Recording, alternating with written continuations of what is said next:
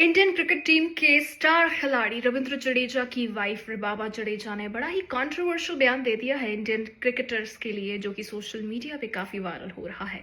उनके अकॉर्डिंग जब भी हमारे इंडिया के प्लेयर्स आउट ऑफ कंट्री खेलने जाते हैं तो वो बुरी लतों से घिर जाते हैं, पर उनके हस्बैंड जो कि टीम में होते हैं और 2400 घंटे साथ होते हैं, किसी भी लत का हिस्सा नहीं बनते। મારા ઘરના છે એમને લંડન, દુબઈ, ઓસ્ટ્રેલિયા એ પ્રકારના દેશોમાં ફરવાનું થતું હોય, આજ દિન સુધી ભૂપેન્દ્રસિંહ બાપુ એમણે વ્યસનને ટચ નથી કર્યું, કોઈ પણ જાતનું વ્યસન છે।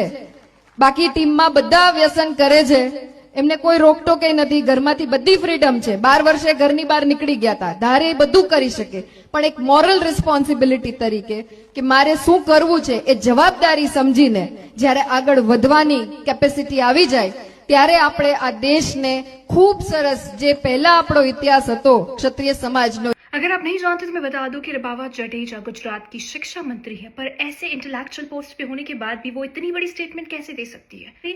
हालांकि किसी क्रिकेटर ने इसका रिप्लाई नहीं किया, ना ही किसी क्रिकेटर वाइफ ने कुछ कहा। मुझे लगता है रविंद्र जडेजा एक ऑलराउंडर प्लेयर होने के साथ साथ काफी स्मार्ट प्लेयर है अपनी निजी जिंदगी में, तभी तो उनकी वाइफ को ये लगता है कि जो प्लेयर्स आउट ऑफ कंट्री जाके ऐसी लतों में पड़ जाते हैं उनके बीच में उनके हस्बैंड नहीं होते।